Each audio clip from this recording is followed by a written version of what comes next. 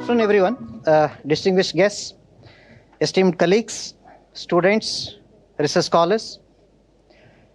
It is my pleasure to welcome you all to the Golden Jubilee Distinguished Lecture Series 2. As we celebrate our Golden Jubilee, we are honored to have you join us for this momentous occasion. Thank you so much for joining us. Today, we are privileged to have Dr. Vimala Ramachandran with us, a distinguished expert in the field of education. She has been engaged in research on school education, focusing on gender and equity issues. And she has been advocating for systemic overhaul of school education in the country. A program called Education for Women's Equality, popularly known as Mahila Samakya, is her conceptualization. Today, she will be addressing a very pertinent and timely topic: STEM education in India, region, society and gender. This lecture is not only a part of our Golden Jubilee celebration, but also a critical discussion that sheds light on the regional disparities, societal influences and gender disparities in STEM education. It is an invaluable opportunity for all of us to gain insights that can help us address these challenges and improve the educational landscape in the country. I would like to take this moment to thank Professor Jyotirmaya Sharma, Dean, School of Social Sciences, for taking further the initiative of lecture series. I'm also thankful to Professor Ghanashyam Krishna, Director, IOE, and University Administration for supporting this lecture series. Now, may I call upon Professor Ghanashyam Krishna, Director, IOE, for the inaugural address. Please come, sir.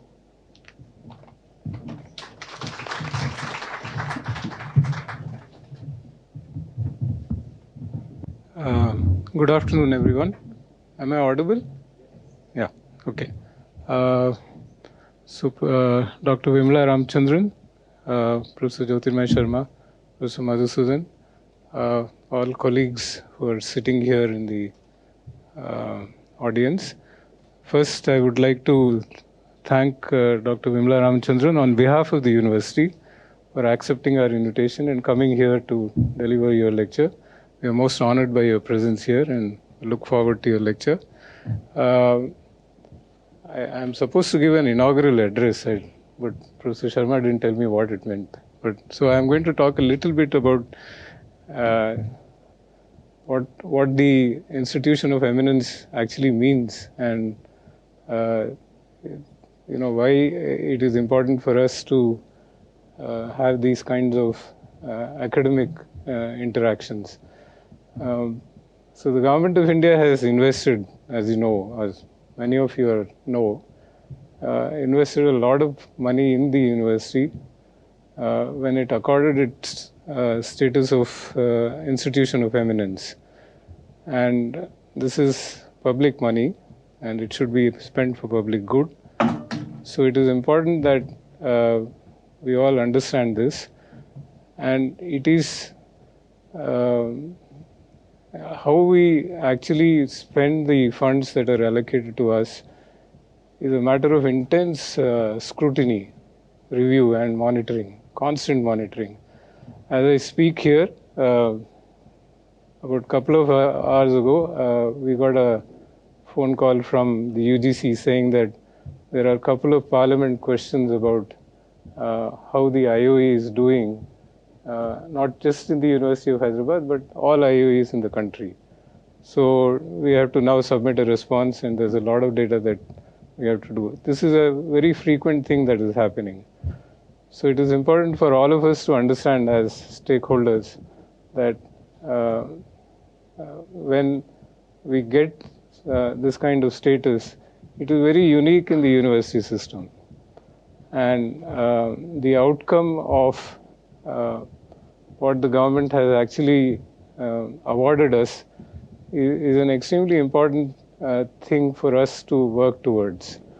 And we are towards the end of the IOE program. It is ending in March 2025. And so this year is going to be even more tough because there was a certain set of metrics which were given to us. And they're now almost every week or couple of weeks, they're asking data on how we are performing on those. I don't want to bore you with details, but so when we receive proposals from faculty members and schools and so on, one of the things that we actually look at is whether these rise over personal benefit and there is a quantum of institutional benefit that is there in the proposal. And I've been associated with the IOE for the last 2.5 years or so. I'm very happy to say that majority of the proposals that we receive are actually those that work towards institutional benefit.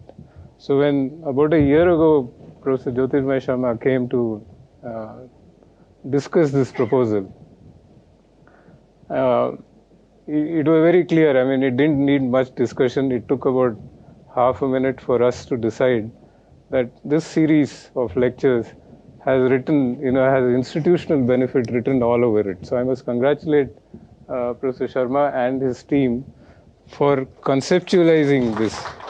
There are people here who are senior to me in the campus.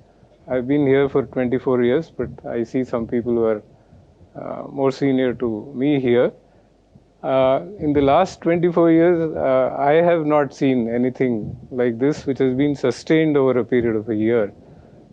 Such high quality speakers, fantastic topics. The one that is happening today is very relevant. The audience response to this has been extremely good.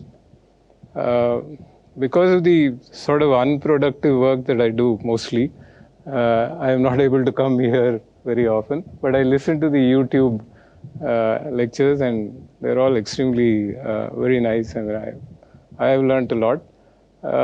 So I must congratulate the Dean for, and I should also say that this is, in my view, unique in the university system. I can't think of any other university which has actually done a sort of a Golden Jubilee celebration like this, where there is a sustained academic discourse over a period of a year. I remember I am from the Indian Institute of Science, and that is also an institution of eminence. And we celebrated the centenary some time ago. It was one event over 5 days, and that was it. 10,000 people came. We all forgot. I got a watch. Somebody got something else, and that was it. But this is very unique, and I'm sorry I'm repeating this, but this is unique, and this is not only should we celebrate in this way, I think we should sustain this beyond IOE. The other thing that I would say to all the students is that this is a unique opportunity for you to interact with such eminent people, and you should make use of this opportunity, interact with people, ask lots of questions, because you may not get this kind of opportunity to interact with such people again. So that is one thing that we are very keen, that these distinguished lectures should have a direct benefit to the students, and they should learn, and hopefully this kind of experience that they get from listening to such people, they will take forward.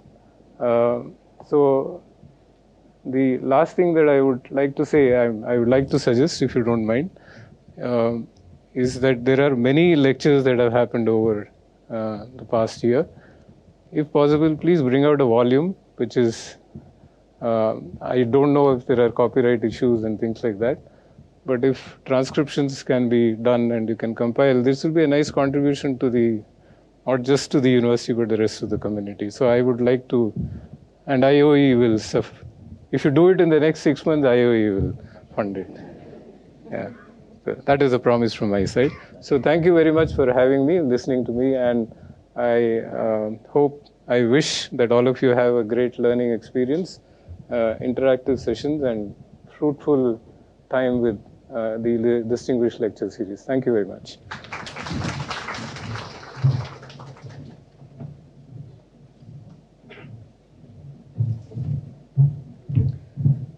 Thank you so much, sir. Now, may I request Professor Jyotirmaya Sharma, Dean School of Social Sciences, to introduce today's speaker. Please.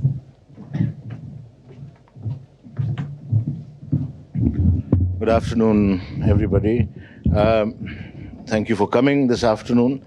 On occasions like these, when you're asked to introduce somebody, one must always be prepared, in the sense that Professor Madhusuan has said all the formal things about Vimala Ramachandran, including Mahila Samakhya, the ERU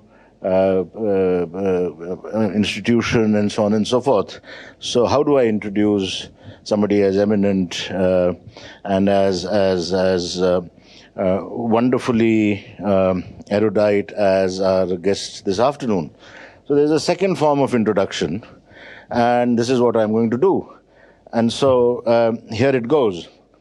We are what we think and what we believe. Teachers are no different from the rest of society. Attitudes and prejudices influence the way teachers teach, how much interest they take in their students, and most importantly, how much effort they put into reaching out to and teaching every child. This issue is rarely discussed, and even worse, it is not formally acknowledged. Given the growing social distance between the middle class, well-paid teachers, and children attending government schools, it is important to turn the spotlight on teachers' beliefs and attitudes. If teachers believe that some children, quote-unquote, cannot learn, or that education is not of much value to some children, then they are not likely to make an effort. Equally, if teachers have preconceived notions of the ability of Dalit or tribal children or of girls to understand mathematics or science, chances are that the teacher will just ignore them. The tragedy is that, at least in India, pre-service and in-service teacher training rarely addresses these attitudes and prejudices. The bottom line is that the entire education system has to make sure children realize their right to be taught and their right to learn, even if it means flagging uncomfortable questions and repeating unanswered ones. End quote. This is what Vimala Ramachandran writes about education. So if you had any doubts about, we have the finest individual in the hall to address these questions, then those doubts have to be dispelled right now. Warm welcome to her. I don't think there could have been a better introduction of herself than in her own words.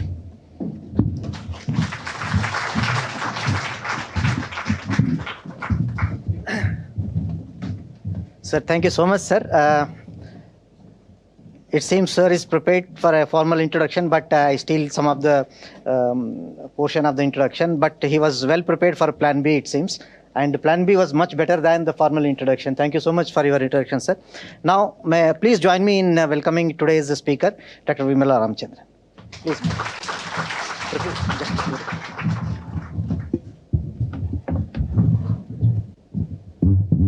Can you hear me? Okay. Good afternoon, everyone, and I'm really very happy to be here. And thank you for inviting me. I was just telling one of your colleagues that for over 35 years, I always drew my energy from field work. I never did only theoretical work. But after COVID, I couldn't travel. And in fact, one of the first pieces of work which I did without traveling was on STEM. And partly because I think the government wanted to have an overview of the status of STEM in India. And therefore, they asked me to work on it. And of course, they asked me through the World Bank. and like a lot of the research of the government, as you know, is rooted through many of these agencies. So this was a piece of work that I did in 2021-22, and I don't think it's going to be terribly out of date because nothing much really has happened on the ground. Now, before I begin, I'd like to say that, you know, there's a very limited understanding of what STEM means. At one level, STEM means science, technology, engineering, and mathematics. But we all know that there are many fields which draw from mathematics, which draw from science. So therefore, today, the definition of what STEM is much broader. It includes, of course, all the biological sciences and life sciences and pharmacy.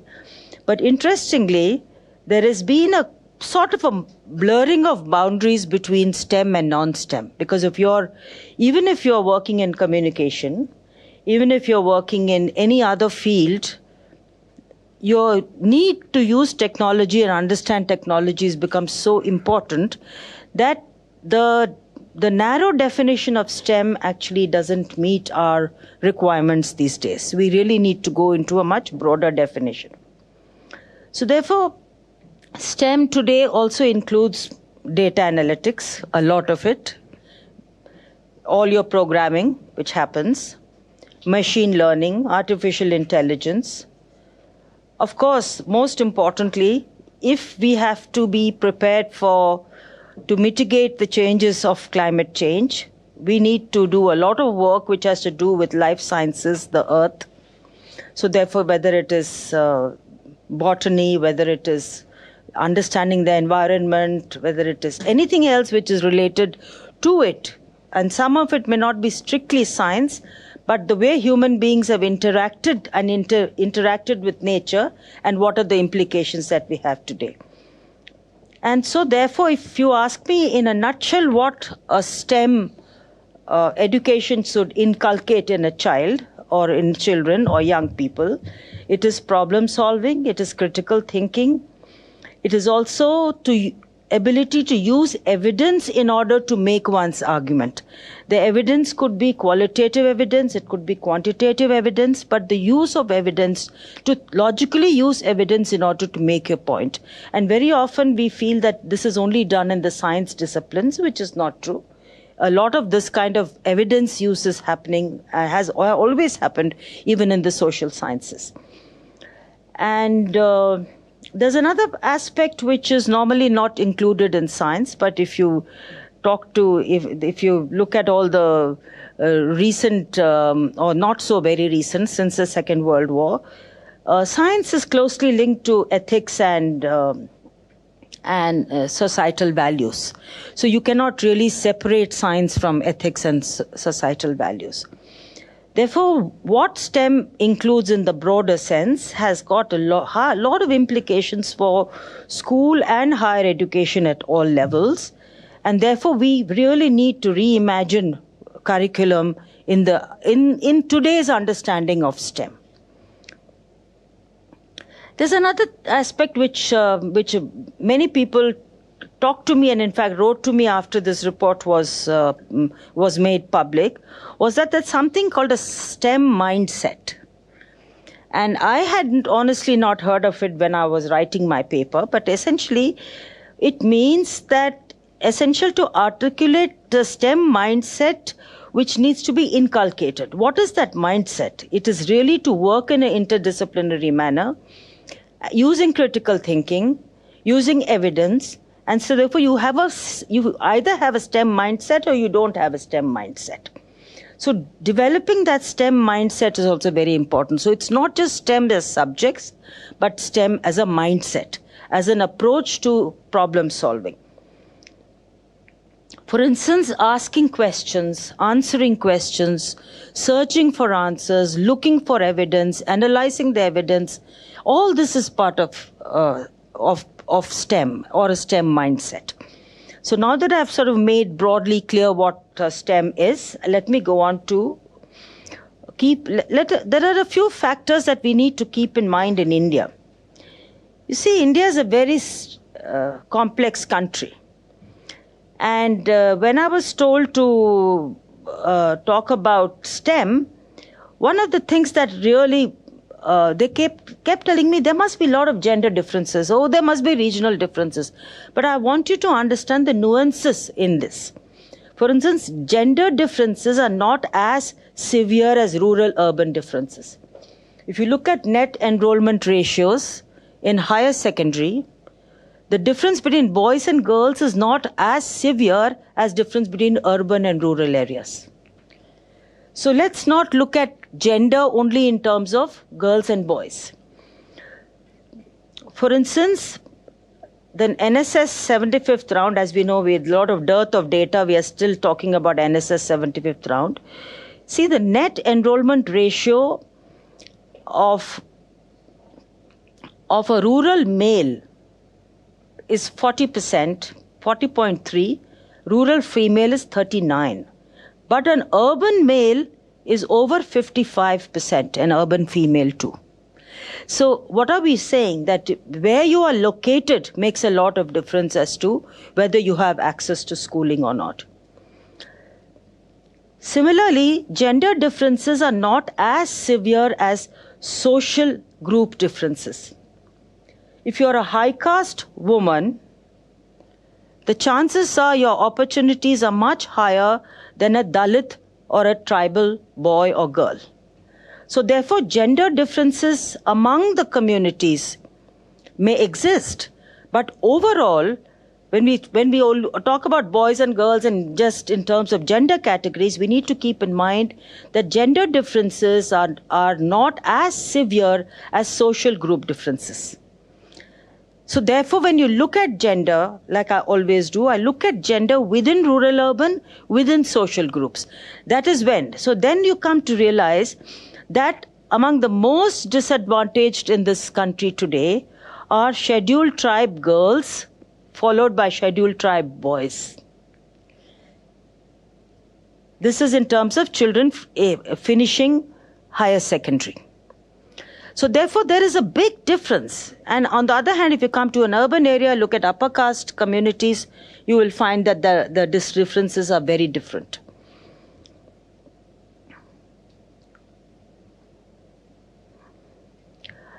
The third difference which I really want to talk about is actually India is not one country in many ways, it's many countries.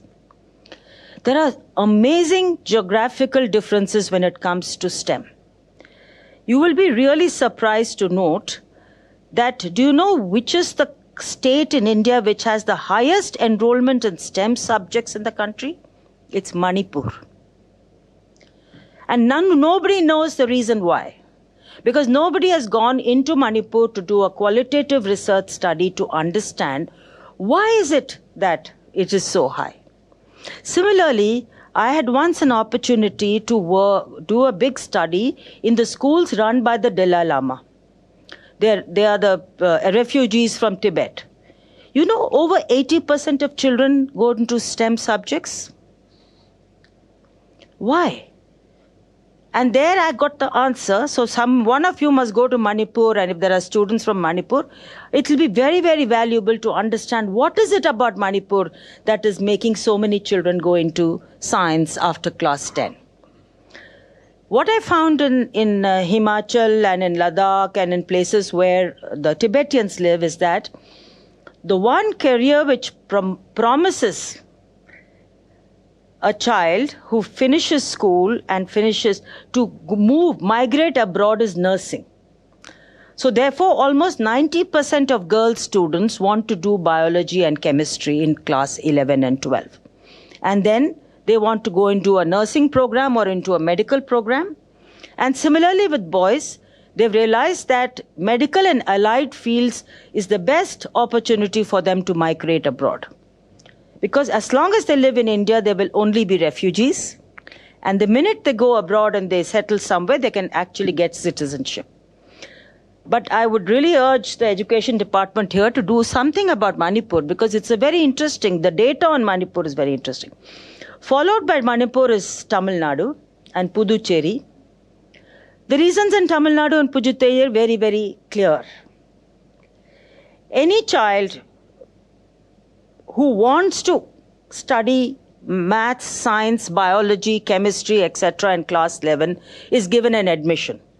There are no unrealistic marks barriers. For suppose you have only got 55% in class 10. Even then you can go into class 11 and do science.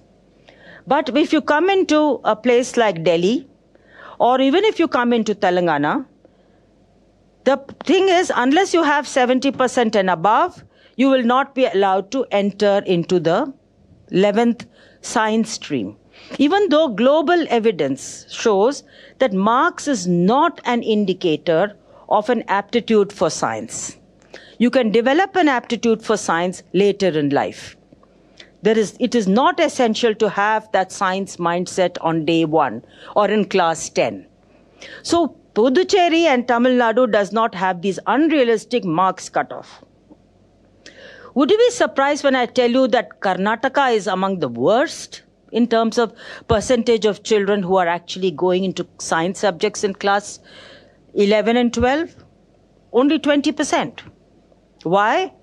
Because after class 10, when it comes to PUC, you have to migrate to English medium. While Tamil Nadu or Odisha or Rajasthan or any of the other states, you can do your 11th and 12th in your own medium of instruction.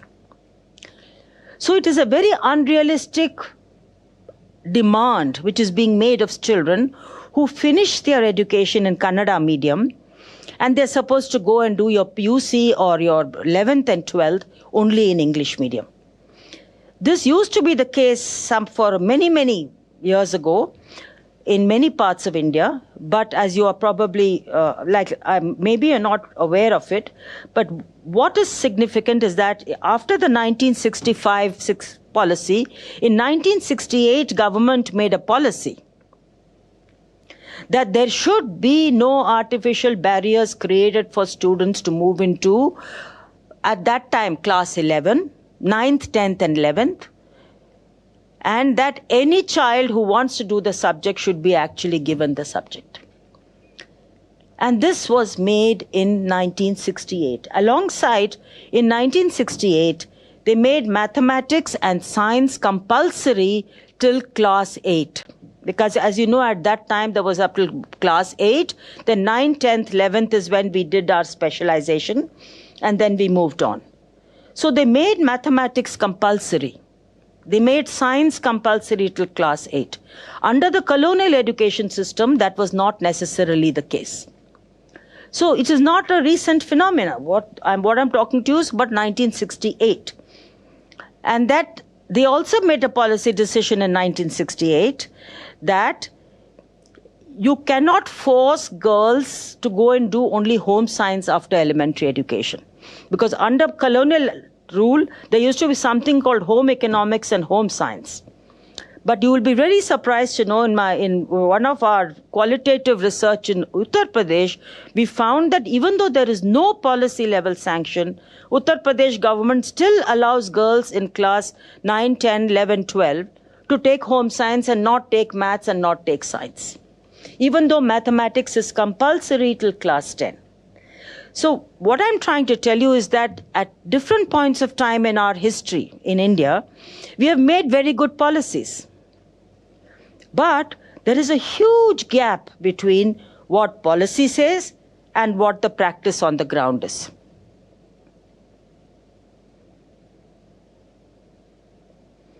Now let me just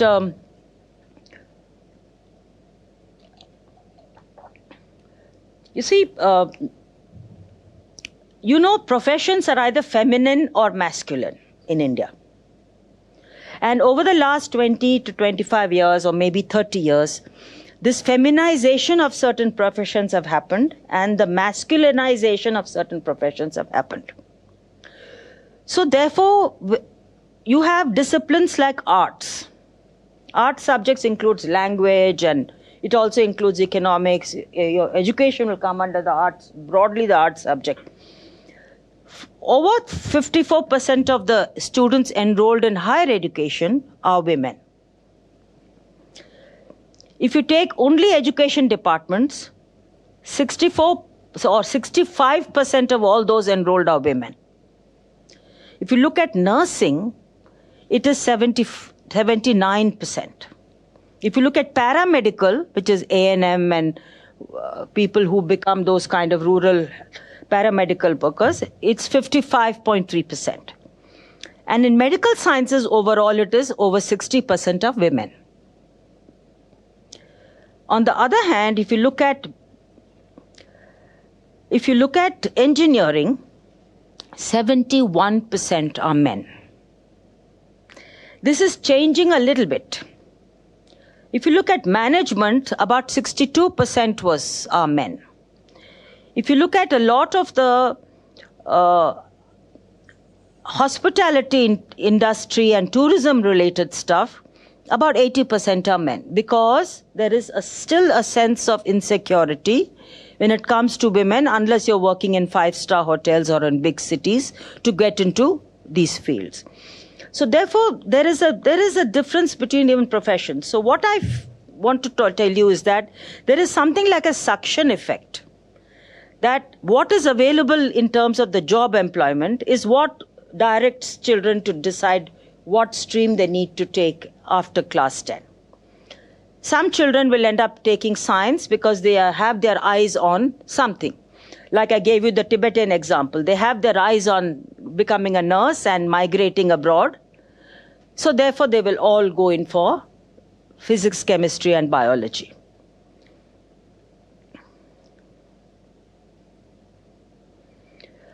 The other very important point which I'd like you to keep in mind is that in order to enter the science stream, coaching and coaching centers and tuitions have become extremely important. In the last 20 to 30 years, these have emerged as a shadow education system. So this shadow education system is what is providing you the coaching. Look at all the NEET tamasha that is happening around the country, or to do with JEE, or to do with any other entrance examinations. Therefore, children from socially and economically weaker communities who cannot afford these tuitions are effectively pushed out of science streams after school. And as a result, many of them don't even enter 11th and 12th science. They say, what will we do? We can't afford tuitions. So the shadow education system, and you know which is the state which has the biggest shadow education system? West Bengal. Starting from primary right up till class 12, children cannot manage without tuitions because your formal government education system has collapsed to such a degree. Though quota is very infamous, but actually in terms of percentage of students taking tuitions, according to the ASAR data, about 89% is in West Bengal. And in fact, West Bengal is the lowest when it comes to STEM education. The data that I was giving you, I'll give you. West Bengal, only 7% of students actually enroll in science. Followed by Assam, which is 9%, and Sikkim, and Odisha, Tripura. So there is a problem where your school system is dysfunctional, where you cannot teach science and maths up to elementary in an effective manner. It is very difficult for these children to actually move into STEM professional courses or into STEM careers.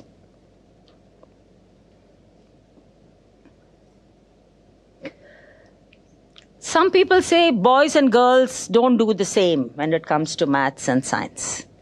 The most recent National Achievement Survey, which NCERT conducts, says that there is no gender difference at all between performance in mathematics between boys and girls.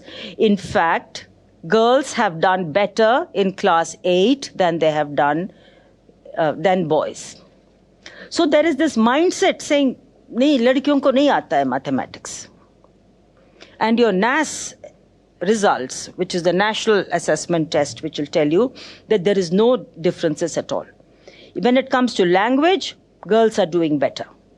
When it comes to science, general science, there is not much difference between boys and girls. When it comes to social studies, there is not much difference. So to say that there are gender differences where girls find mathematics more difficult than boys, is in fact has been disproven by our own data. That is by government's own data.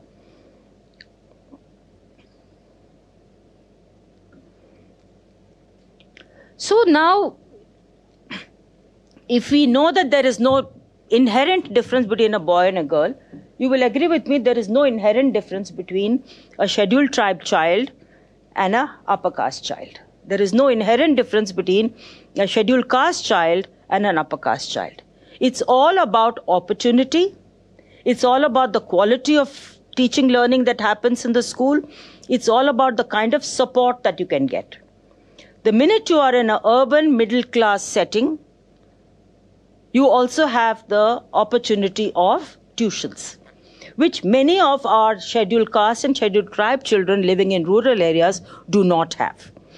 So therefore we need, when we talk about STEM, what are the barriers to STEM? The biggest barrier to STEM actually is the mindset of people who run our education system. It is the mindset of people saying, no, we don't need. For example, I'll give you a couple of examples which will startle you. Do you know that all the tribal blocks in Gujarat, in Rajasthan, have higher secondary schools? And this is my own work on the field there. And they don't offer maths, physics, chemistry. So if you're a tribal child in Gujarat or Rajasthan, the chances are that you will have no opportunity to study a science stream. On the other hand, if you are a child from Tamil Nadu or now even Telangana, whether you're rural or urban, your 11th and 12th will definitely have science, and you can actually do science at that level. The second startling fact, which is about UP, Gujarat, Rajasthan, thankfully Chhattisgarh and Jharkhand have broken out of this mindset. Madhya Pradesh has broken out. Girls-only schools, higher secondary schools, don't offer science streams. This is very shocking in the year 2024 that girls-only schools in Rajasthan, Gujarat, parts of Uttar Pradesh do not offer science at all. So what is the barrier here? Is there a policy level barrier? No, there is no policy barrier. So where is the barrier? There are three major barriers. The first barrier, according to people, are lack of teachers in the science subjects. There is a huge shortage of science and maths teachers at the higher secondary and higher secondary levels across North India and Eastern India. Manipur may be an exception. I haven't done any fieldwork in Manipur, so I cannot tell. But you just go to all the other neighboring states of Manipur, the situation is as bad as Uttar Pradesh. There is a real shortage of science and mathematics teachers. To that extent that in many rural schools, even in class 9 and 10, they don't have teachers to teach them science. And when the Rashtriya Madhyamik Shiksha Abhiyan was introduced by Government of India, many elementary schools were upgraded into a secondary school. I'm talking of 2020, 2021, I think just before COVID lockdown, when I was doing a study in Jharkhand, and we were doing a study in Jharkhand and Rajasthan, comparative study, what we found was these upgraded secondary schools did not have teachers at all at the secondary level. It was the elementary teachers who were teaching the secondary. So they used to tell the children to sit in groups, take their textbooks and read it to each other and try to understand. So that was a situation in places like Jharkhand and Uttar Pradesh, where upgraded after Rashtriya Madhyamik Shiksha Abhiyan, upgraded elementary schools which are upgraded to secondary schools just did not offer these subjects.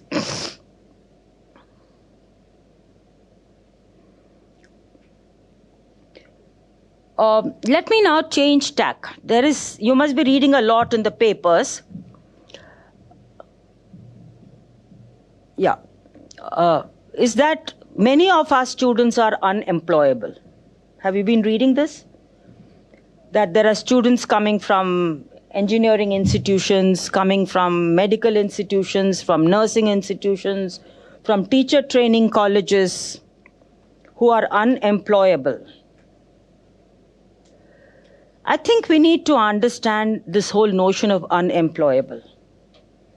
You see, education is a continuum. It starts from pre-nursery to nursery, and you gradually develop your skills and you add to your knowledge as you move on. What had happened with the misinterpretation of the Right to Education Act was that students were automatically promoted up to class 8. And the right to education was misinterpreted as no examination system. But nobody told you not to assess. The teachers were expected to assess the children before they passed. So you reach class 8 with basic minimal education. Then you do class 9 and 10. In many parts of the country, copying does not happen only in NEET examinations. I'll give you one example of Jharkhand. When you look at the NAS results of Jharkhand, NAS comes among the second from the top. And there is a shortage of teachers of about 70% at the secondary level. So I asked the education secretary there as to how is it? How do you explain this? She said, "Humne government order bheja ki sare bacche theek thak karenge." So when the NAS exams were held, the children told us that the answers were written on the board. So whom are you cheating? You're cheating yourself, isn't it? The child had actually just copied the answers. The child has finished her class 10. And actually it is a real joke on the child. So therefore, what I'm trying to say is that this kind of leaking and corruption happens at all levels. And the closer you go into the government system, maybe the CBSE doesn't happen. Maybe it's not happening in ICSE. Maybe it's not happening in several state boards. But in several state boards, this is what was happening. As a result, the government says we need entrance examinations for all professional courses, because they're not willing to trust the results that come out of the state boards. So you have children who have poor knowledge, poor understanding of the subject, who get into professional institutions. They may not be able to get into the top tier institutions.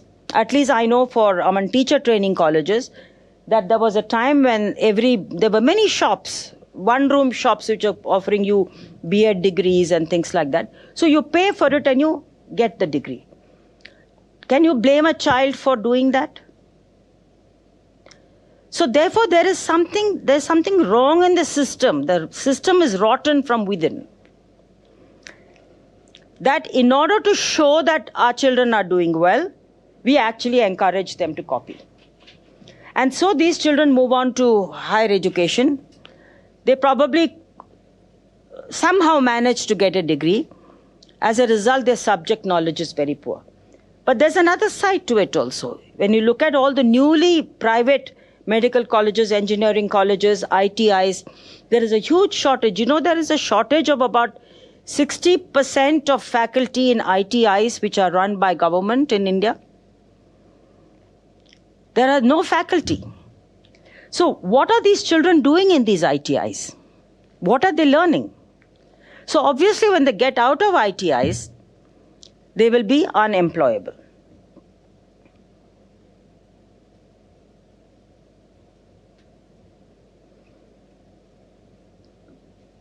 So India is actually facing a strange paradox. At one hand, we have a very large pool of young people who go through graduate level courses. We have a high percentage of educated youth We also have very large numbers of children, at least in some states, who are actually going into STEM fields. India has the highest percentage of science graduates anywhere in the world. Or highest, not percentage, highest number in absolute numbers. But what is the use of this number when the quality of education that they're getting in STEM is actually quite poor? So one of the major findings was this, and this is also reiterated in India Skills Report, which was brought out in 2021 by government, which basically says that India is facing a strange paradox. On the one hand, India has a large pool of young people who go through graduate level courses. On the other hand, we have a very high percentage of educated youth who are unemployed and unemployable. The solution to this problem includes that the STEM education should be strengthened from elementary onwards. And that for the benefit of the children themselves, we move away from this copying and this whole system that is. You see, the education system is pretty rotten, and the more you get into the STEM field, you will realize that.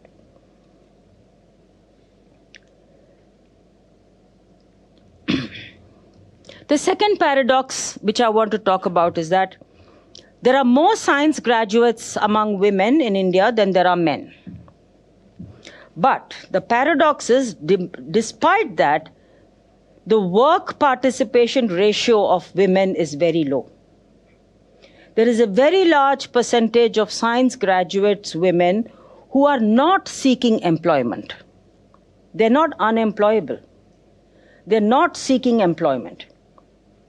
And as education levels go up, more and more women drop out of the workforce. There were these studies which were done by the Department of Science and Technology, some qualitative studies, which interviewed 933 women scientists. And women scientists or women working in universities, teaching STEM subjects. And they asked them, what are the kind of challenges you face?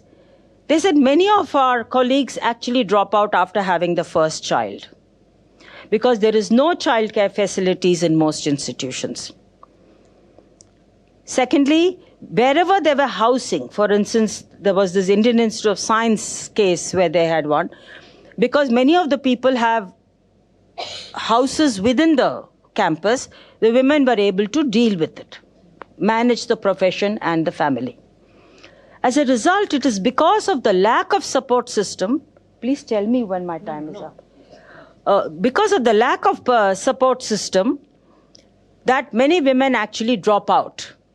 So this is a study which was done by the Department of Science and Technology in ICMR. This was done about 3 years ago, trying to understand why is it that the women who stay in STEM careers actually stay. One of the big reasons given was that unless there is childcare and other kind of support available, it is impossible to retain women in the workforce. It has got nothing to do with social attitudes. People used to say, no, men don't want women to work. That actually has long gone past, because now many parts of the country, it's only 2 incomes which can actually sustain a home, given the inflation and given the kind of economic situation that we are in. So these are the 2 big paradoxes. But we need to really, if I would urge the education department here, to try and do a qualitative ground-based study as to what gives us why is there a difference? Can you do a comparative study between Tamil Nadu and Karnataka to understand why Karnataka is only 20% children going into higher secondary science, while as opposed to over 60% in Tamil Nadu? Is it possible to understand why Manipur is doing the way it is?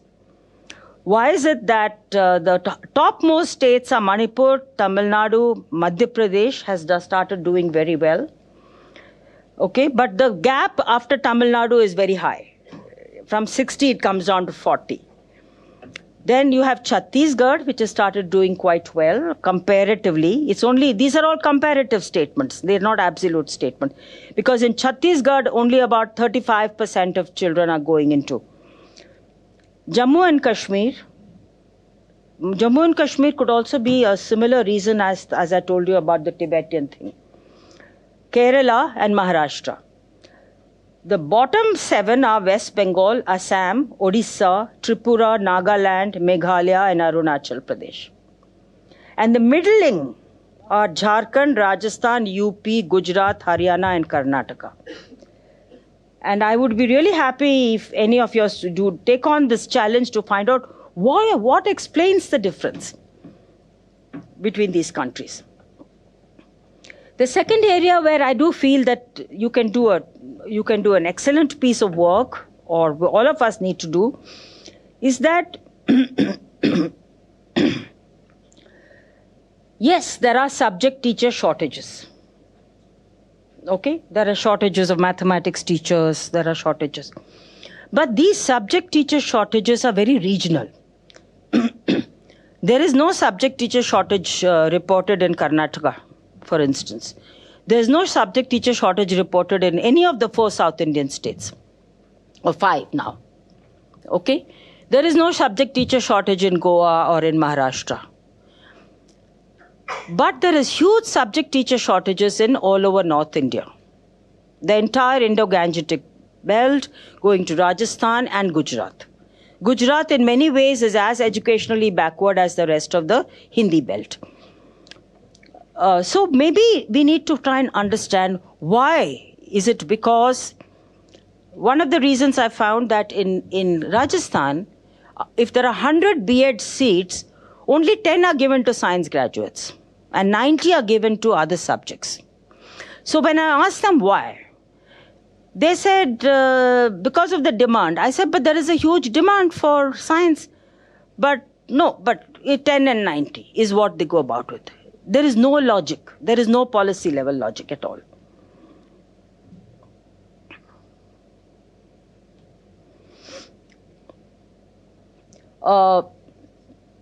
There are some paradoxes that I would really like to. These are regional paradoxes, which also will lend itself to very good research if you are doing research in the education department. Okay? I've already told you about Tamil Nadu and Manipur.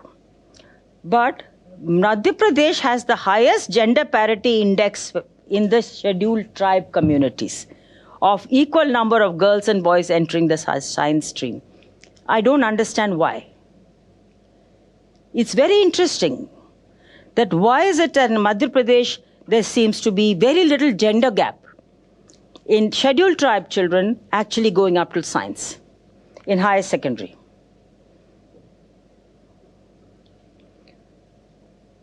The total number of percentage of children who are in vocational education across the country is only 1.85%. When the biggest demand in India is for students actually. So it may be worthwhile trying to understand what is happening to our ITIs. Because according to the ministry, the dropout rate from ITIs are also very high. And there are some 37,000 private ITIs and there are 30,000 government ITIs. And the percentage of students there, if you take the overall percentage of students in, say, in the 18 to 21 age group who may be going to ITIs, only 1.85% are in vocational training. And 41.28 are in arts, 29.242 are in science, 12% are in commerce, and only 1.85%. All this doesn't add up to 100, but I'm just giving you. But one needs to understand as to why is it that ITIs, you have a state like Tamil Nadu, which has very few ITIs. It's full of engineering colleges. And you have a state like Odisha, which has many more ITIs than it has engineering colleges. Now, what explains these regional differences? Why is it that Odisha and Tamil Nadu are so far apart? So when you look at the industry reports, they'll tell you that among the highest supply of skilled workers for the manufacturing sector in India in the last 5 years is coming from Odisha. Now, why is Odisha having so many ITIs? Why are the ITIs doing better? Why are they able to send more people into the workforce? I think these are some questions which we need to ask, for which we really do not have any answers.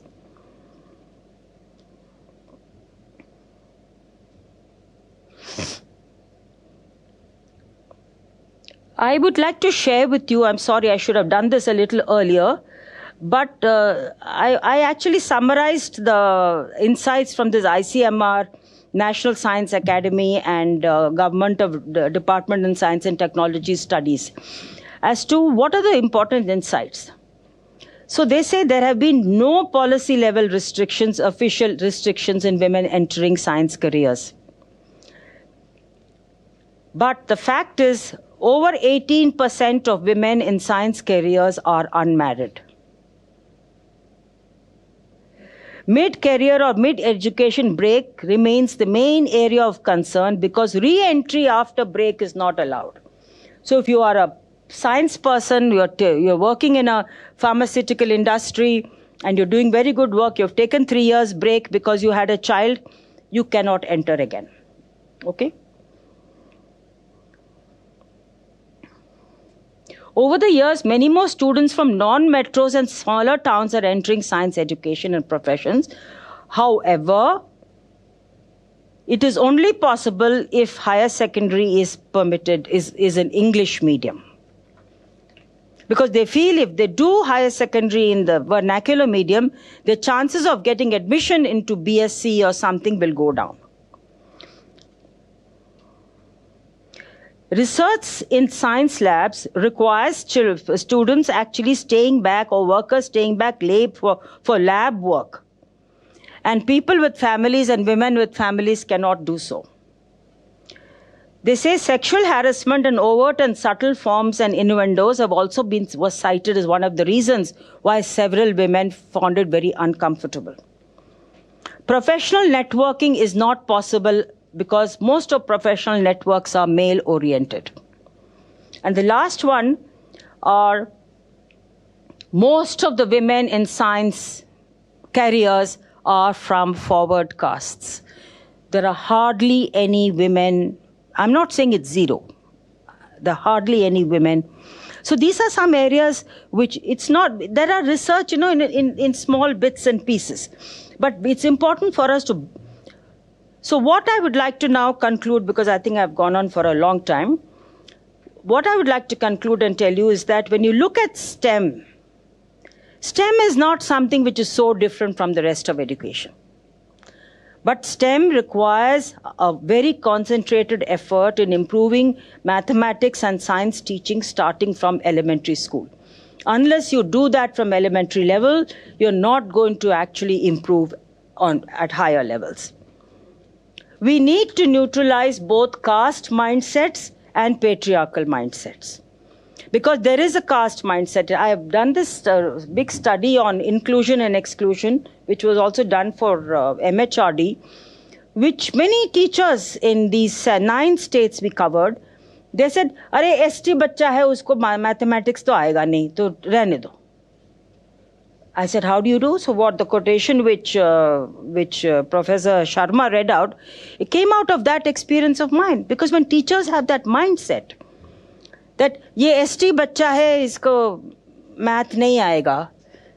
Have you ever seen any child not being able to learn just because of its caste? So this is a big issue. So we need to neutralize patriarchal and caste stereotypes and prejudices.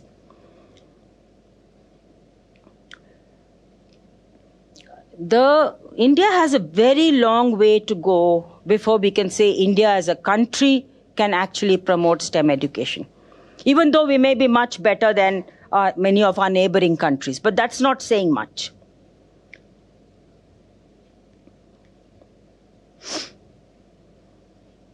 And the last and the most important lessons, let me just skip my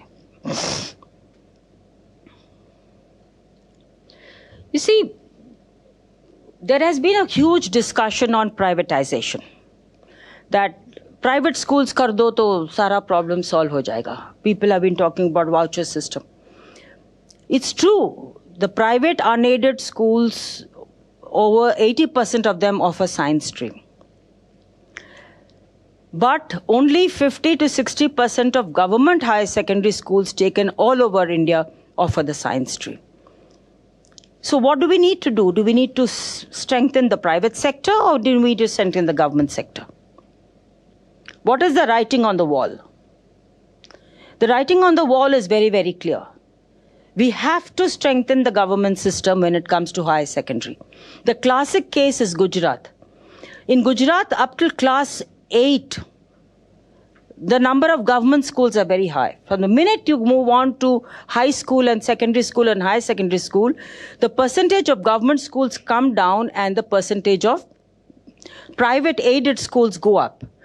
And in India, the lowest girls' participation in higher secondary education is in Gujarat. It's worse than Assam and worse than UP and worse than Jharkhand. So there is a lesson that we have to learn, that we have to push the government system to be able to deliver good quality education in science.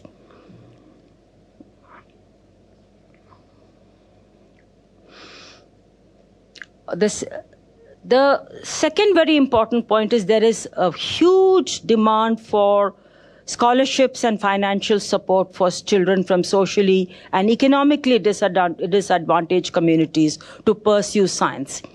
And this scholarship is required starting with class 10. Because without tuitions, they're not able to get the marks which is required for them to go ahead. So therefore, we really need to push for that. Or we can't get rid of the shadow education system. And third and most important is, I will give you a little example and I'll stop. I did a lot of work in Laos and Vietnam in 1990s. And the first thing Laos and Vietnam did was, that was the time they were just opening up, post-communist regime opening up, globalization. What they did was set up ITIs all over the country. They focused on post-secondary industrial training institutions. And today, Vietnam is the manufacturing hub of the world. And slowly, Laos is also becoming the manufacturing hub of the world. And people who are leaving China, where are they going? They're going to Vietnam. So therefore, where is it that India as a country, we have made a mistake? We have privileged only engineering, medicine, and not that middle-level ITIs, A&M, nursing training, 3-year medical degree so that you can become a rural practitioner and whatever else. Unless we focus on this middle level, we will not be able to, because now every child wants to become an engineer. But engineering is not the only option. So bulk of our educated unemployed in India would be very happy with a good ITI education. So this is where we stand. I'm sorry I've exceeded my time limit. So we need to work simultaneously at school level, at intermediary level, at the higher secondary level. Unless we strengthen the intermediary in STEM, we are not able to make STEM an attractive discipline at the high secondary level. Thank you very much. I hope I haven't disappointed you.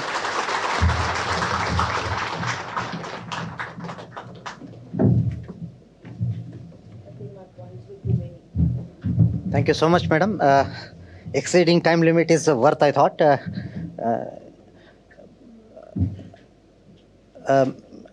With your permission, madam, now we'll go for some few rounds of questions, if any, from our scholars, colleagues, and students. Now the floor is open for any questions, please.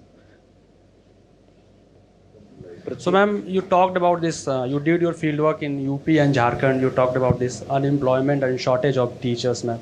So, ma'am, some years back, around 1.5 years back, there was a statement from Education Minister of UP in UP Legislative Assembly that we have maintained the ratio according to the student and the teacher. So there is no need of extra teachers, and we don't we won't approve extra vacancies in the coming years, ma'am. So how do you see that, ma'am? I mean, it's like contradiction, ma'am. Yeah, it is a contradiction because you see, there is a huge shortage of science and maths teachers. In general, there may not be a shortage of teachers, but there is a huge shortage. They are not willing to openly admit it. There is something called the Joint Review Mission, which happens for the Sarva Shiksha Abhiyan, now the Samagra Shiksha Abhiyan. The last was done about 3 years ago. And there it clearly shows UP has a huge shortage of teachers in science, maths, all science subjects and math subjects. And many of the high secondary schools don't have adequate staff. The same physics teacher goes to 3 schools. So I don't know what the minister is saying, but the fact is that there is a huge shortage. But there is subject teacher shortages. Now you may have hired a lot of Hindi teachers and Sanskrit teachers, but that doesn't help, no? Yeah. My name is Mrityunjay Dash and I'm MA first year political science. So ma'am, my question, as you gave in your concluding remarks, you gave a very good case study of Vietnam, which has become the manufacturing hub of the world by fostering ITIs all over the country. But I feel the same thing is a little difficult to achieve in India because of the mindset that everyone wants to work in a white collar sector, like maybe in a cubicle or in a corporate office or in a medicine, in a professional medicine or a legal practitioner or anything. So how can the government actually incentivize the participation of students in this post high secondary education level ITI training so that we can rule out the employability problem actually? Ma'am, that's my question. How the government can incentivize this ITI, post-12th ITI sector in India? That's a very difficult question, but I'll just give you that if there is a vacancy for a peon or a sit-down, or if there is a vacancy, there are thousands and thousands of people who are applying for those jobs. Actually, jobs in manufacturing, if it could be a technical job in manufacturing, is actually part of the formal sector. Now, if Odisha can generate so many people who are being employed in Tamil Nadu and employed in Telangana and employed everywhere else, I think it can be done. But this desire for blue collar jobs is there. Maybe it is more there in the middle class and urban areas.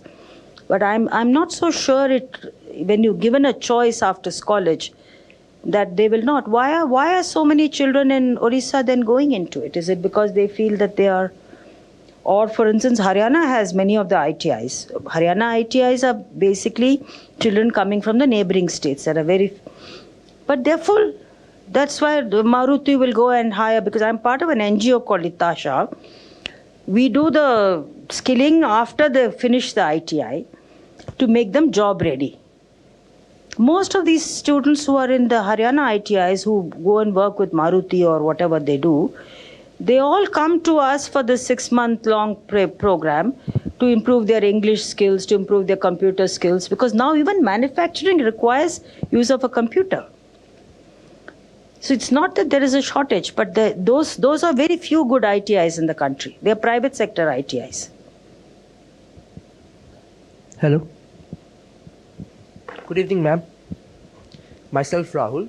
I'm from MA English Language Studies. Hello. Yeah. Ma'am, my question is that regarding the talk you gave very well, is that the issues which you highlighted, does the NEP curve any of this issue? Or if it does, how long does this take? And apart from that, my second question is that when you talk about shadow education system, at policy making and as well as society, how we can resolve this issue and go ahead with that? Thank you, ma'am. Actually, NEP 2020, the new education policy of 2020, covers a lot of these issues. But as I told you right in the beginning, we say a lot of things in policy. I don't know what they have put into practice. What is the second point that you asked? Shadow education system. I don't know what the solution is. You know what China did recently with the shadow education system, which was happening mostly online? They just shut it down effectively. because the competition was becoming so intense and students were committing suicide and they were spending many hours after school doing these coaching and things like that. So they just clamped down, but I'm not so sure. Like even in Korea, the students finish school, go to a coaching center, because unless they take that examination, they cannot get into a good university. But I think it is a question of political will as to how you deal with it. Because the shadow education system is becoming bigger and bigger by the day. Earlier there was no NEET, so there was no coaching centers for NEET. Now look at the NEET coaching centers. They're in the remotest part of the country, because that is where they can quietly do there is one in Rajasthan? Sikar. In some godforsaken place. So there they can happily cheat. And who are the children giving the exams there? They're coming from all over the country. So I don't know. The shadow education system is growing at a faster rate than our formal education system. It's like our informal sector was growing at earlier time far faster than the formal sector. But demonetization killed our informal sector. But I don't know what is going to happen with the shadow education system. Maybe if all the entrance exams were removed, then it may go. I am Khushi. I'm doing MET. I'm in first year currently. My question is, you talked about the people from tribal communities and from marginalized communities who face more discrimination in STEM education. So when we talk about new education policy and many other things, how can we as a society work toward bringing them into the sector? We have many reservations for SC and ST, but we see that mostly they are still facing so many problems. So how can we work towards it? That's a big question, actually. I don't know whether reservation has solved that problem. It's the mindset of teachers. In fact, I was once joking to the National Council for Teacher Education on some committee. I said, you need to make everybody sign a bond that they will, all the teachers sign a bond that they will not discriminate on the basis of caste or gender or occupation or health status. There was a time, remember, children with HIV were not allowed into the school. And I said, they said, हाँ, bond तो सब sign कर लेंगे, उसके बाद क्या होगा? Who is going to monitor it? So I think it's a very serious question. These are fundamental challenges we face as as a society. But what I've found is that strong social movements can mitigate some of this. Because I didn't find that much discrimination in the school in some of the southern states. I wouldn't say all. In some of the southern states, I didn't find much discrimination, like getting the children to sit and eat their midday meal separately.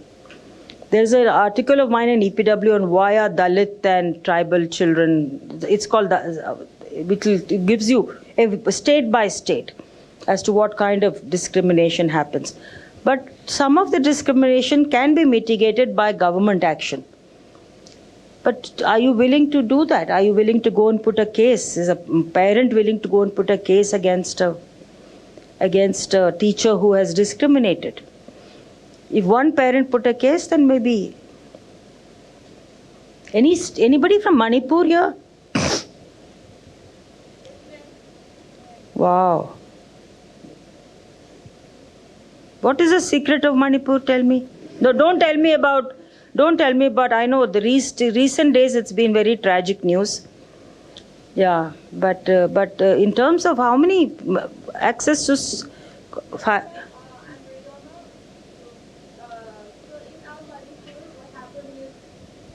After the 10 exam, Take the mic. Okay, after 10 exam, all the tuition centers, especially the shadow educations was you're mentioning, they are very popular there too, and they're okay to go to the science stream. Even the poorest, they are ready to go to science stream so that they can even think about the nursing, what you mentioned for the women. And the other thing is like they think they want to write the NEET exam, engineering is very famous in places that they can go for the NET exam, NIT and IITs are there, they want to go for the science. So everyone want to go in that stream opportunities. Then after 12, if they could not get the good mark, they switch the other subjects and arts.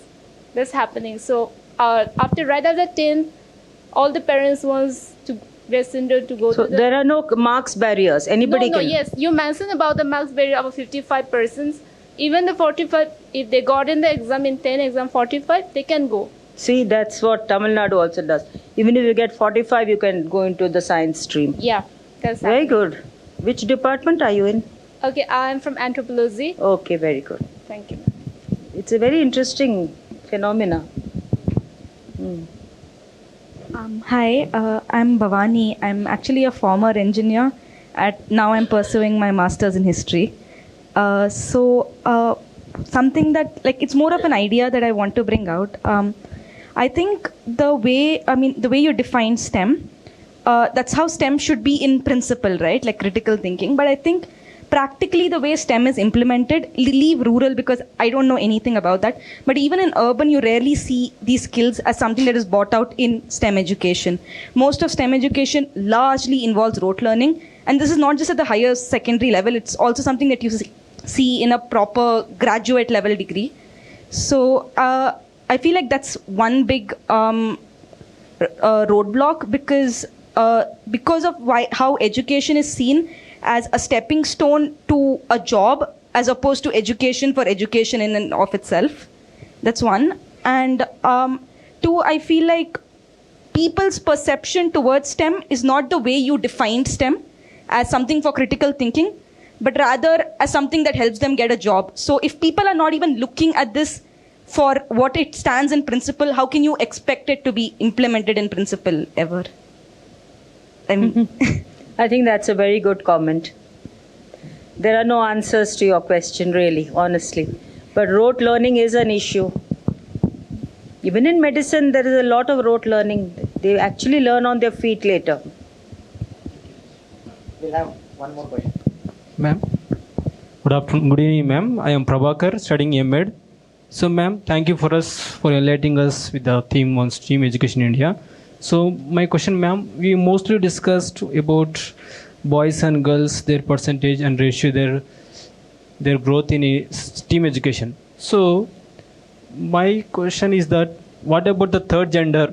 What is their role? Are there any people? What is their percentage in the STEAM education? If you could enlighten, I will be very grateful, ma'am. Honestly, I was looking for it. I these days have been looking for that kind of data, but the government doesn't put out data on that.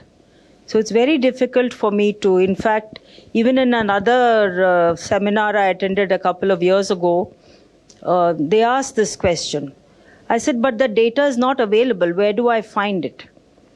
So that is the problem, that we have not, they have changed the data entry business a little bit, where they have included different castes and things like that, but they have not introduced third gender as yet.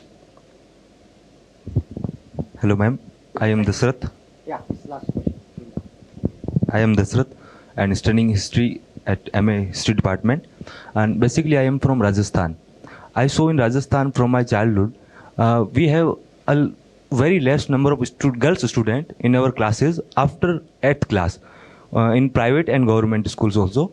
So I found that apart from the systematic failure, there is a rigid social values, which is the chief cause of that circumstances.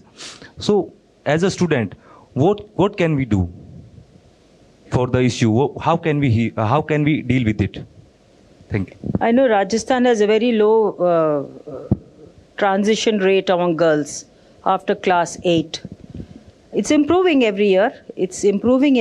But it is not reached. I think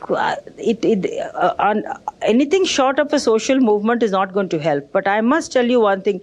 I'm also from Rajasthan, incidentally.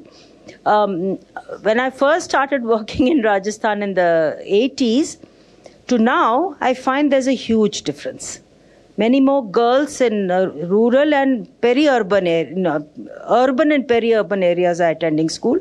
in rural, as you say, is still a big problem. Also, child marriage still continues. It is and in some communities, it is a lot more than in other communities. After marriage, they can't. I think there are many more questions, it seems, but still we have to respect the. Okay, one more question last, please. This is last question. Madam, please. Okay. Hello. Ma'am, despite having so much of a social shadow educational institution in Bihar, but the STEM education is STEM enrollment is only 7% there in West Bengal.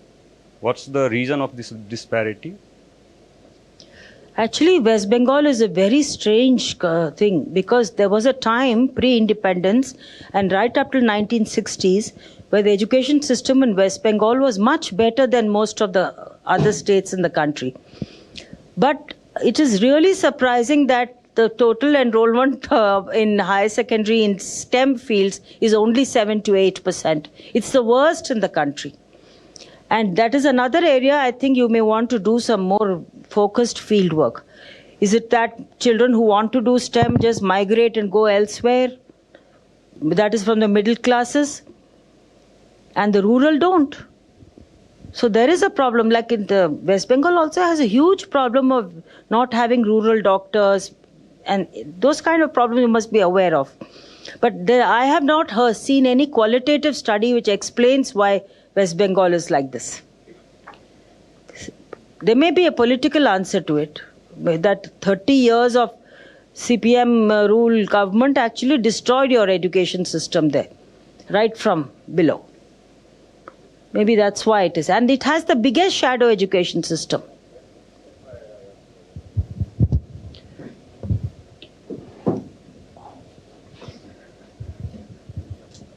Thank you so much, madam. It seems there are many more questions to be answered, but anyway, we'll have to respect the time frame also. So with this, we'll come to an end of this. And now I request Dr. Ravula Krishnaiah to propose a vote of thanks.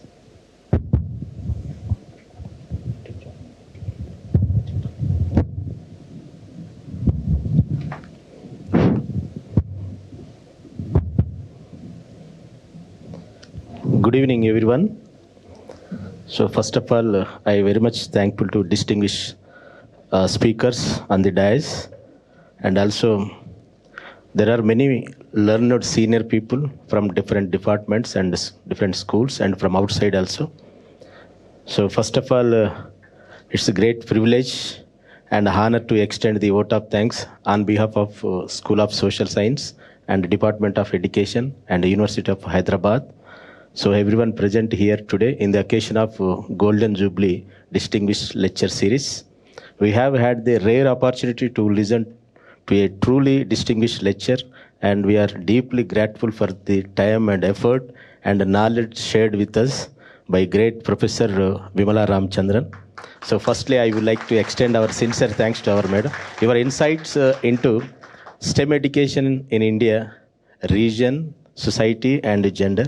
So we heard new words, madam. There are three which I, while listening by your talk. One is STEM as a mindset.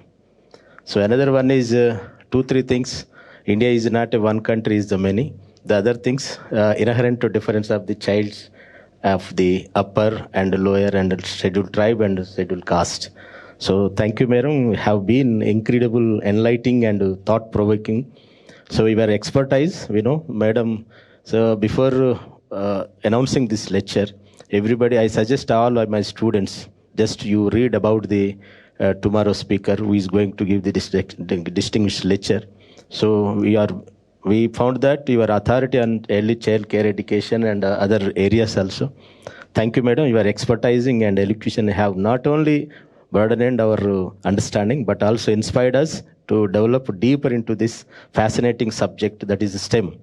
So I would also like to thank IOE Director Ghanashyam Krishna, so who encouraged and organized such remarkable lecture series. Your commitment for fostering knowledge and learning in the truly commendable and greatly appreciable. And also we are very much grateful and thanks to our dynamic Dean Faculty of School Social Science.